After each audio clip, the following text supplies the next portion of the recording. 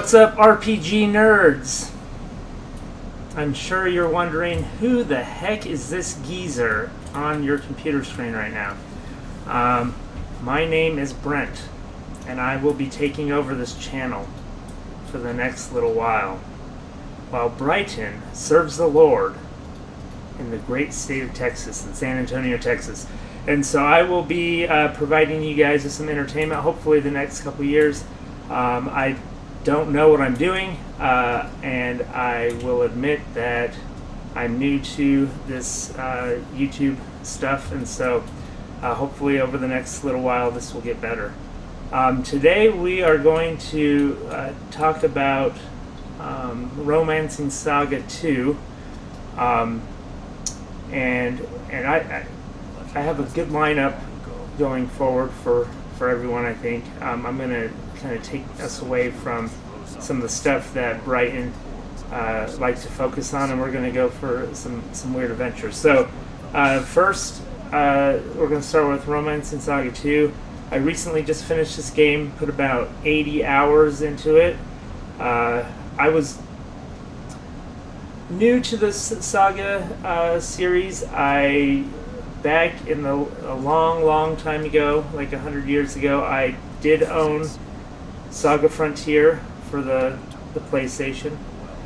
And I remember that being similar to what you would expect, like an Octopath Traveler was. You pick your characters and go on with them, and go on little adventures and whatnot. I don't think I ever beat that game. I kind of got bored. I didn't like how the story wasn't all cohesive, and so I never really looked into Saga again after that.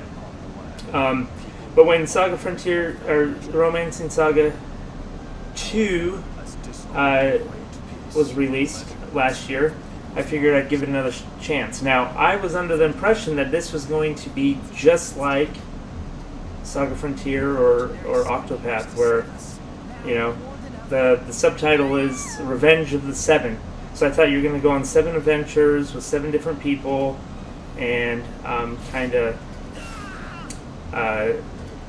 and then maybe meet up or whatever, kind of like what we get with Octopath. Well, I was completely wrong. This game is awesome. Like I said, I spent 80 hours in it. I loved every minute of it. It was very different from what you'd expect in a traditional JRPG, and I think that's good. It was different. So what I love about it, I'm not going to give a lot of spoilers because, yeah, I think everybody should play it. But what I'm going to just chat about right now is a small review about kind of the mechanics of the game, how it works, what I liked about it, and I'll do a couple rankings about some of the job classes and some of the bosses later. But this is what I love about it. So, like I said, it's not what you would expect from a traditional JRPG. It is quite a bit different. It's got aspects of various games that I've played and I really like. First of all, you don't level up. It's kind of like an FF2 where all of your stats level up, but you don't. So you can't just say like, oh, my character's on level 20, because that's just not how it works.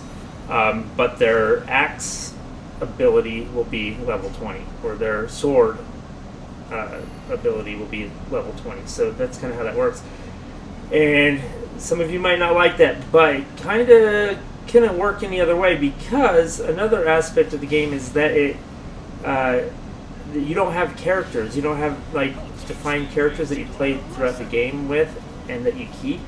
There's this idea of generational shifts, and so as you go from one generation to the other, you create a whole new party with different classes. The characters have different names, and but you kind of continue the quests, right? So you'll finish one generation, maybe 200 years will pass, and then your quests still remain, and you'll still continue your quests, but you'll have different characters. And so there's this whole idea of like inheritance, and you'll inherit all your abilities. Now, that's not necessarily always the case, You also have something called LP, which was new to me, and this is like each character will have like 8 to 10, maybe 12.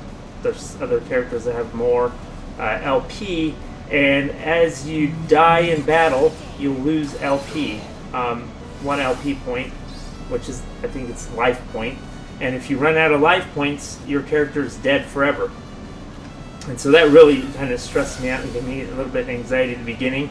But what happens if you lose all your LP, especially if you're Emperor, who is kind of the main, the party leader as you go from generation to generation? If they lose all of their LP, what happens is that you have to just select a new Emperor, and then you don't get to take all whatever abilities and things that you learned. You don't get to take them with you to the next generation, and so that's kind of what how that works. And so I didn't ever have anybody lose all their LP, and so I didn't deal with that. But I did die a couple times in battle, and then when you do, it asks if you wanted to select a new Emperor and whatnot. So that's cool. There's also this you learn skills from your weapons, similar to like a Final Fantasy IX deal, not exactly, but and there's this idea of glimmering skills from weapons, and you see this little like blinking icon next to your weapons that will show if a skill is wanting to come out, and if you use it, sometimes it will manifest itself, and it's pretty cool. I like that. Some weapons, some skills just kind of happen depending on the character and the job class, just with time as they level up, like an axe. Their axe skills, they'll glimmer certain skills, and then there's others that you can only learn from certain swords or certain weapons, right? Swords or staves, and as you fight with them more and more, you'll be able to glimmer. And then there's some even that will only glimmer with a certain type of ability that you use. So like with the bow and arrow, you can hit all enemies with certain skills, and so certain skills will only glimmer from a certain weapon if you're using like attack all bow skill. So that was pretty cool. It's the whole game is pretty non-linear, which I really liked. There's not like a world map like the old school Final Fantasies, but it is similar to like a tactics, Final Fantasy Tactics map. But you can also get to each place if you just walk. So the map acts as like a fast travel way to get around, but you can walk to each place and never go to the map. I mean, you have to, but kind of, if you wanted to, you can walk around everywhere. So that's kind of like a Final Fantasy X aspect. But yeah, I think the game is just awesome. It's made for replay, I think. I put 8 hours into it, so I won't be replaying it anytime soon. But like, depending on who you choose as your Emperor, you can learn different things. You can change the kind of story. There's one spot, like I said, I'm not going to give any spoilers, but there's this one spot in the game I totally botched, and so I ended up losing out on 2 different things, which some people really hate when there's things that you can miss, but I just think, it's a good thing for next playthrough, I guess. So, so I really love this game. I would probably give it, I think on Backlogged I gave it the highest score, and I think that's right for me. So I think it's out of 5 stars on backlog. I give it 5 stars. I loved every moment of it. The music, the battle system's great.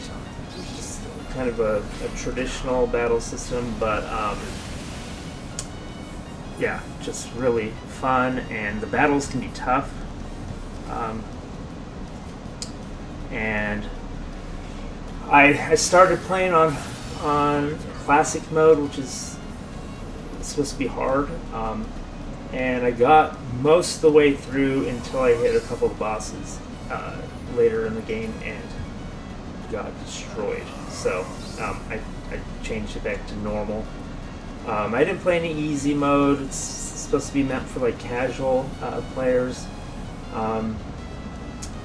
but I just finished Final Fantasy Pixel remasters, and those seem to be like way too easy, and so I wanted something a little bit more challenging, so I kept it on normal, and kind of bounced around between normal and classic, and on those bosses change it back to normal, because yikes. Yeah, and I won't spoil anything else, but yeah, go out there, get the game, play it. It's awesome. I have now purchased the majority of the Saga games on Steam, and plan to play through them as well. So maybe I'll have some more content on those a little bit later. But yeah, this is the first video of a few that will be coming out while Brighton is out serving the Lord in San Antonio, Texas. So please give me a chance as I do this. We'll have some guest speakers on here, guest whatever, I guess, reviewers, and yeah, we'll have fun. Anyway, I don't know what Brighton says. Peace out. Until next time, RPG nerd, something. Yeah. Cheers.